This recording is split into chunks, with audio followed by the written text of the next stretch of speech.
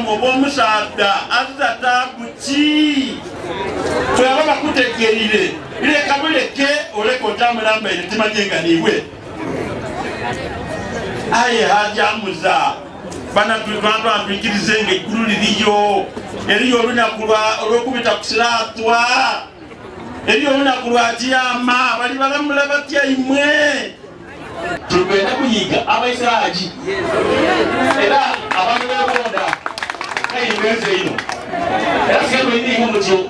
abantu nga 15 kumutwalo siga musebe nyakololayiga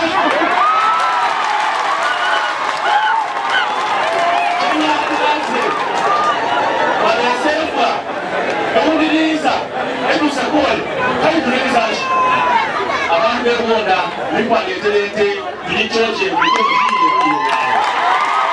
Embera ebere ya maziga, embera ebere ya kinogogo, embera ebere ya naku yantisa wano ku kyalo eky'Ematuba mu igombola lye Imanyiro mu district ey'Emayuge bambi mu kuwerekera omugenzi Hajj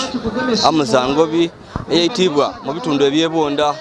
ere mu Bonda Town Council. Ona koledo nakuleetera amawulire ag'omugaiga bifuukeera omusumbuzi omututumufu bambi mu Busoga Hajj Amuza Ngobi bambi eyitibwa abatema ababe n'emundu we bamulumbye makage wali ku kyalo Ebonda nibamukuba amasasi sanga munada abwire nibamukuba amasasi mu kifuba bambi agamuyitirewo embeera nga emwajibwe nti yabaire ennungi kuba n'abataka oba abantu babulido bambi batandise okwekalakasa.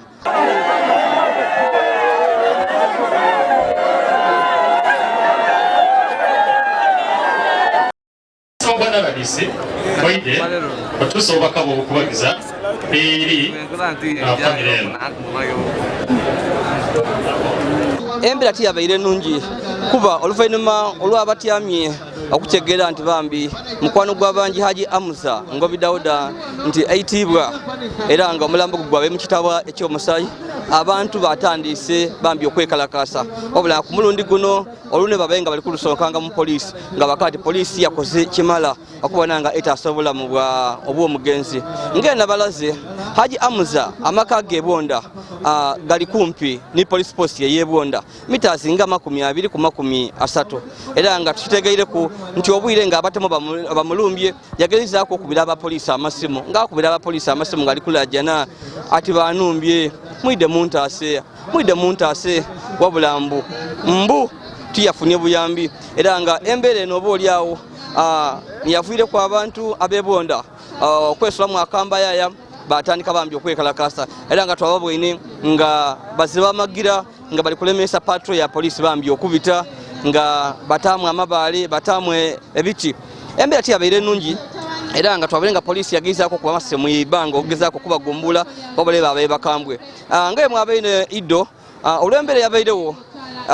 eriyo suspect prime suspect Sula bambi yagemaibwa era nga embwa ya police bagirese okunoonya oboolyawo abatema abakoze kino yagire mu numba ya Hajj Amuza yatandika okuwuniriza paka mu maka ag'omu ku ba suspect tukwetanga Sula era nga kyekolebwa nti Sula yabaye ne KID okuyitibwa kwa omugenzi Hajj Amuza ebyamusobaku byona atamuwejjana abataka mwena abamayuge district n'okusoba mwebale Sula bamugemye bamuleeta mu kaduukulu bambi ku police post y'Ebonda wabula awogema kwa Sula kabiri kwayongairemu kuwawaza na kuniiza bambi bantu babuliddo era nga bagire balumba police post ey'Ebonda balonagani police yagezaako okuba amasasi wabula basinza police amaani bayingira bajja mu kaduukulu omwabere suspect ono Sula bamutoolayo batandika okumukuba amabaali bamukuba ebintu byona bamuyita oluvannyuma balese ebipiira n'amafuta bamutaako yatandika okugaiga omuliro so embera yabaire aye nga mu kanyolagano kano ngenda bakobaire police ngeri wala n'amagye bakubye ku abantu babuliddo era nga utawafira mu bitundu bino iddo nga eriyo omu ku bantu babuliddo yakubibwa amasasi yena yafa so embera yabaire awona ku lwaleero abantu bambi besombeire okuva mu bitundu eby'endawulo okuva mu Busoga yona okwidano okubaawo nga balekera bambi omubiri gwa Hajj Amuza mukwano gw'abangi wabulanga buli muntu abaye kumwogera nku birungi byerere n'ensonga lwaki oba oliawo abantu baidye bambi mu bungi abantu ab'endawulo baidye gano era nga tuboneko ku n'abanopu nga buli muntu akugemanga buzindalo bambi oluna ali kulusonkanga mu polisi yakati polisi yabeerinda gadafu tiyakoze kimala bambi kutaasa bulamu bwa mugenzi era nga tuboneko ku n'abaana byabufuzi abandi nga bali kusabanga gavumenti evuye bambi eyongere okunyweza ebyokwerinda nga bakati obumenyi bw'amateeka naddala okozesa emundu bambi kweyongere nga abantu bali kuyitibwanga wabulanga aba balikolanga bino tibali kubagemanga oba oliawo n'emundu edijja nga dikola obutamu buno dona tibali kudifunanga bwetubanga tuli kunonereza ekyatuuse bweido nze nabairewo omuntu yebasoose okugema suspect bamuta mwikomera bwemala okukubira esimu ekitiba wabaire Kampala nakubira RPC nakubira DPC bakati katusindike tiimu tusindike n'embwa ekizibu kyonka yasebo onalebo mitoni muwuma wenaba nkwera akazindalo kano emotoka yaife ya district ya police yakozesa kumpi esaawa ina okuvala nemayiko okutuukaga yatambwire nga bwetuyuwirira maadi bwetusindika bwekubamuuka aye nga netiisembwa yetuli kujookola ki Katonda yatuyambye twatuuka bulungi era twatuuka n'embwa polisi n'enooje ebaza yakoze omulimu kuba embwa bwetuuka bwemala okuwuniza olusu lwayo yalumwika emisinde yasibiire ku mulyango gwa suspect ali muki mbiralawo okuba abantu ntulindirire banonereze aye nga embwa yemuleese maze okulaga nti nono kiba kizibu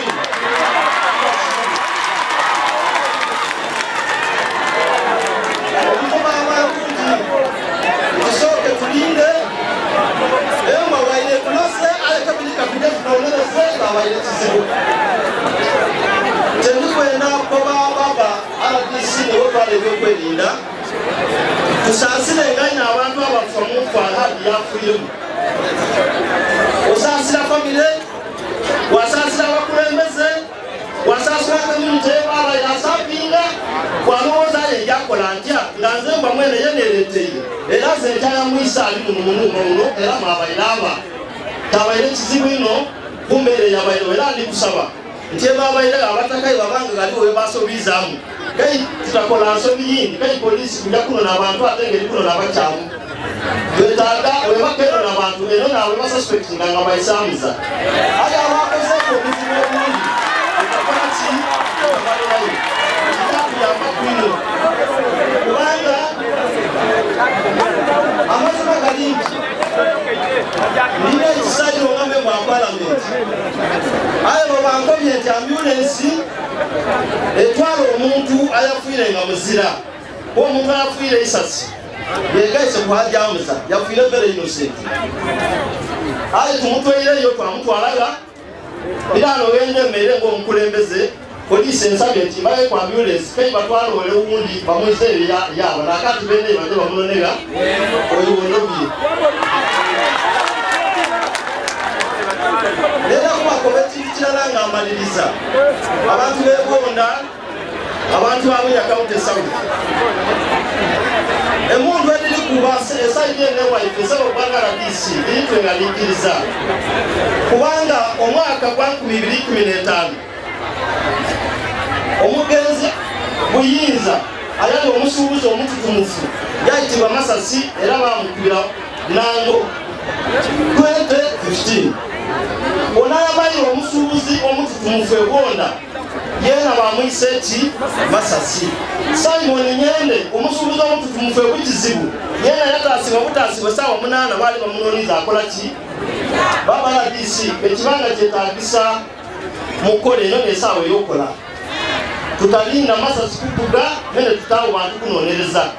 tutakozesa bantu betulowooza nti bo bano banatukobera batya oyayafiire ng'abaana n'abaliko obudulizi emundu yalese ebisokompolo musobola okozesa ebisokompolo ebyo mwanonereza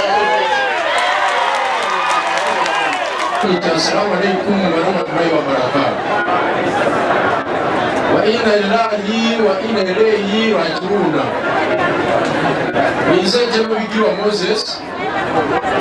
Ninze Secretary for Mobilization over NUP mu Eastern Uganda.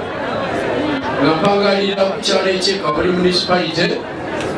era nga ntindiza egenda okwida okubeegayitaku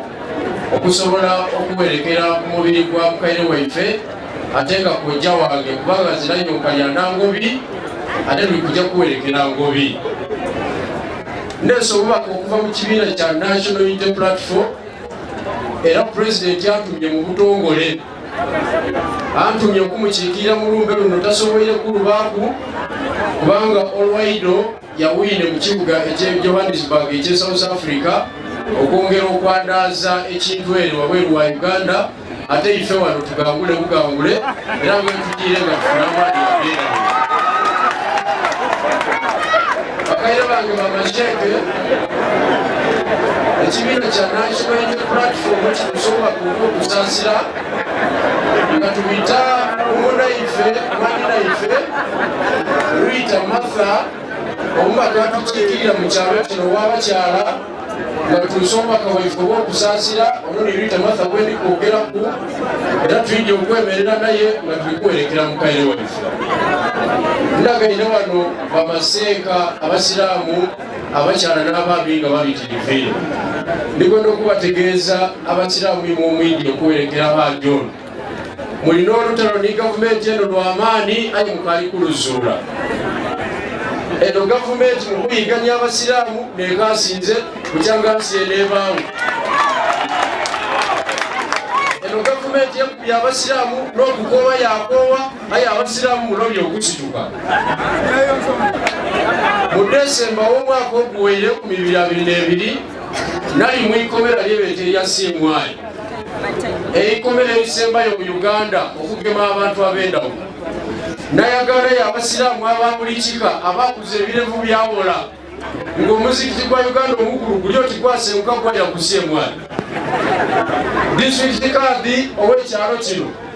ndikusaba ne regional kaadi lwe mugema omuzindaalo mu mizikiti yona yona muweereze duwa eri basiraamu bannaibwe abali mu danjoni eza Siimwayi embuya bali mu nsinzi bwino bali bubino ate nga mwena saa yona yona muli kujaayo. Nga mmaliriza mwikirize mve ku muzindaalo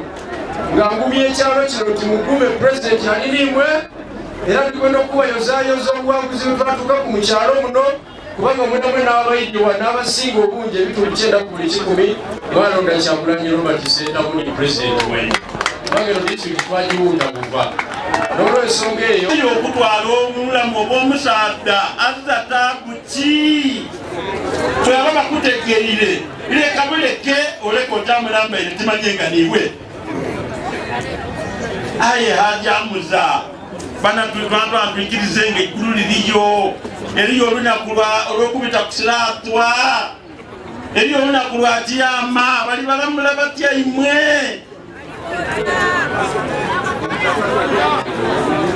ndibasaba abantu ab'emayiga tulina ebizibu bingi aye ebizibu bino nsiimye RDC okuboneka nti otaine w'amaanyi olikoba nti ekintu kino ojja kubamu n'ekituuka leka twekwikirikizeemu kubanga ogala security yaife ate bw'oli muyaka yobaire mbaire mpulira omulimu gwokola ki gwokola nkiti nti omulimu ogulina lwetakola ki olitagukola madwe toli mwangu gansubire nti kano ti olijja okwonoonekera banange nenda kutwala mukisa guno okusaba famire mukume lina iri bwinene aye mukume mutambuze ina lya Hajj Amuza banange aji tabadde mubbi tabadde muloko tabadde kyabadde musajja eyekolera so bwafa kwena tewala abeera musanyufu omuntu afaana bwatyo n'ekirala wane bobera ng'obadde tokumanyi bw'otuuka ku lumbe n'osanga abantu bajjudde nga bwe bajjudde bwe bati kiraga nti omuntu oyo abadde muki mulungi era kitalo nnyo omulanze nga ku ludda lwa gavumenti njagala obawo obweyamumba bwa assurance iri tutunudde Hajj bamuse naye emundu zebagamba nti ezasatu tetunabakola ki so bwetubanga tetuzifunye ziyiza okufuuka ekizibu fe obwongo bwaffe bugenda kubeera ku ekyo okunoonyereza ddala tulabe namwe bwebeera n'amawulire tweyambise mu gatuwe bwebeera nga kutya nti omulaga amawulire bajja kwogera amanya nti gundi agamba adereeta amawulire ewange tulabe nga abantu abo bonna tubafuna n'emundu ezo ziba mu bantu because emundu ezo abadde z'ababbi kiraga nti omubbi buli omuntu yena gyalaba alise nti akola ki so kyezeba wabweyamu nti security system yeomumayuge ne security system ya Uganda yonna ebyabweya ku kintu kino era okunoonyereza tukugenda mu maaso era ezo ebishuwa nti tujja kufuna ekituufu ekyakulekola abantu abasaayi because saawa eno ebigambo buli omu ayogera kye buli omu bakumane mwogera polisi waffe naye nze bawabweyamu because wenjogera ate ekyamaani wa security wa itewe kinasanga nekirabika nti amutuufu bamukubira simu era bino kompyuta zajja omuntu bwakuba ku simu yera akola ki action will be taken bwekibeeranga namutuufu action will be what taken nga bamukubira simu kino n'atarespondinga so banange mbadde mbasaba ekirala nti nekirala enjagala mbabuulire kino bwetupapanya netuuta omuntu ase era RDC abantu bange banyimu bayinza okukikola naye oluusi batuleseyo babenga bintu bingi abantu ababadde naye nga bataki because bwafa omuntu gwe tukunte gwe tukozesa okutuwa amawulire nebadde be yabadde ki kati bwetukubira netumutuka netumuka mangu tusonyiga naye tubanga tetuna gye tufunye nyo tuba twononya investigation zedozati omwami oyo singa twamufunye engeri gyera abadde Europa badde naye saabe oluusi twandibadde nga tuna mundu ezo abahungu bazingana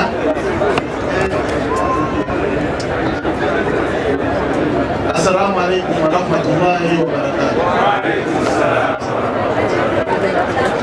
Inna lillahi wa inna ilaihi raji'un. Akantu alokisa kuno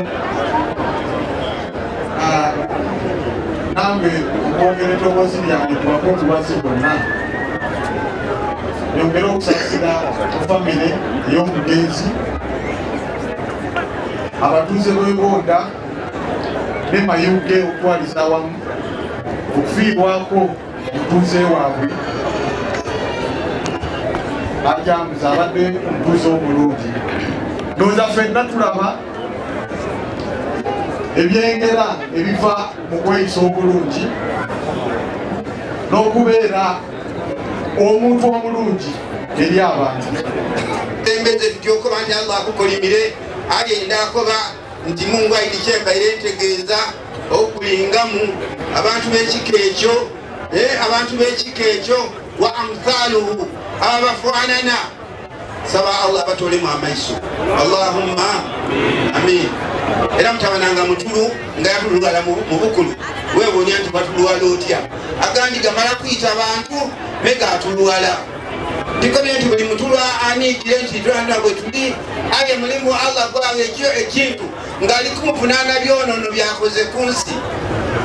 abaana abaire gano buli muntu amuweineku afunye okukunolwa kw'amaani ino okumwe omwana abuuza nti ekiyitisa baaba ki nga lwaki omwita inna lillahi wa inna ilaihi raji'un bakaire bange nze ni disirikati wa mayuge aye timu ife abakundi tuli aye tufunye obusaalivu bunene ino mu Hajj Amuza kuba ife abaira tuyamba ino abaira ayamba disirikati abaira ayamba disirikiti eno ate omu ku bahaji abaali bakajja Makka bwe yali ajja Makka twejjano twamusabira kabiri iwe ng'oveere ng'otugumbula omuntu azira musangu kusaba Allah subhanahu wa ta'ala obudulizi betuli gano mumaiso ga mukaire waffe regional kazi saba Allah asasire Hajj Amuza amwingize mu jjana insha Allah yamwaina omwonooni nakoba nti omuli kanveewo situli terikuba nti ati mwali mutoirewo kuba twali mufunyeemu ki ebintu bingi aye ate bw'olingira setulite bananga twenda kukoba nti omuntu oyo amwogereku ebintu bingi nti abaire mu bintu bingi aye abaayo olunaku lulala yavaayo era twalimaze okuziika era yalivuireyo aye nga mukozi bwa bintu iki bikyamu kaka tukole lutya kuba nti buli muntu akola omulimu gwe. Poliisi tusabe ekola omulimu gwayo. Omubi agemwa olwaleero yalekulwa enki muza kyakola. Ekyo nekitabwira abantu bano okuba nti mwenda okweramula. Tusaba buli muntu akola omulimu gwe, ensonga zidda kutambula bulungi inshallah taala. Kyakusaalirwa eno nti Musoga efiirirwa omusaadha nga Hamza, Mayuge yafiirwa omusaadha nga Hamza, famire ye yafiirwa Hamza, ayasinze okufiirwa mu Busiraamu. Kubanga omukolo gwe mu Busiraamu naddala ogwa Mayuge n'okweyongerayo gubaire gwa maani eno. Tusaba Allah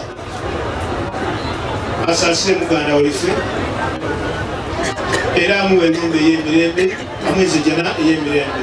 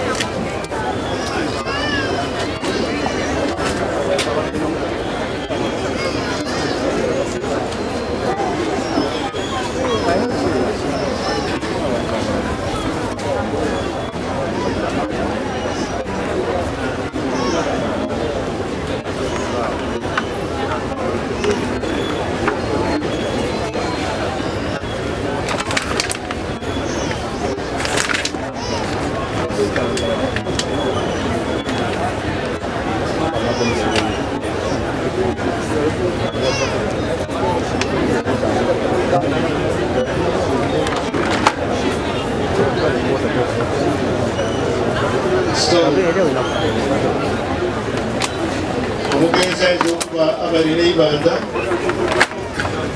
eri omuntu omukwifwe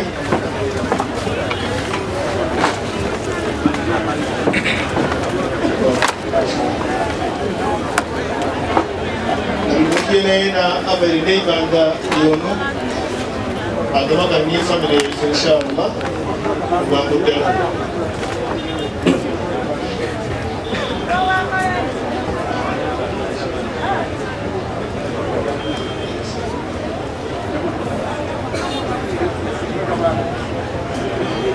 الله أكبر.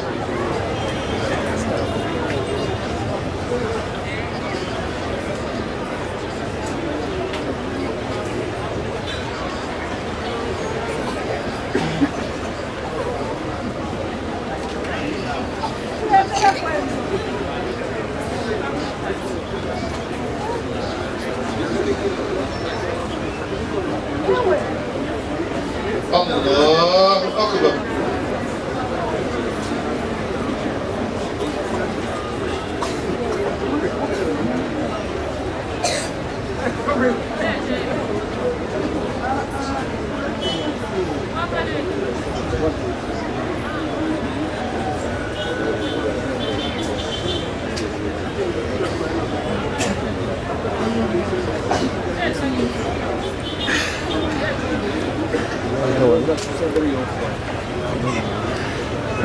الله أكبر.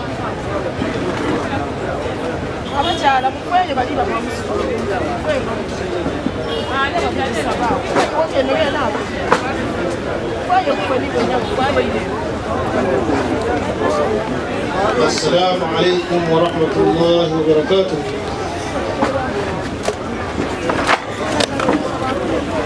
الله أكبر.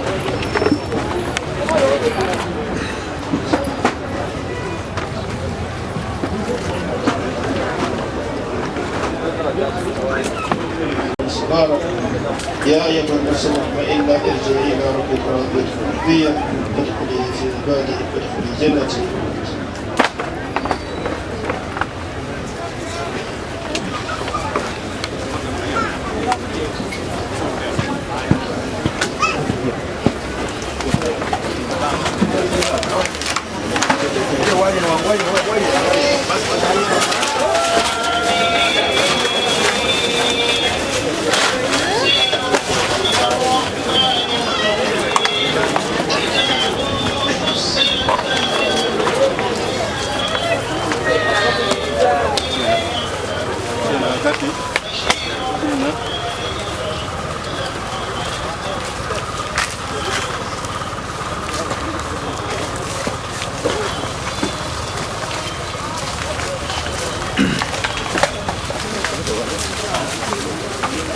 Wow.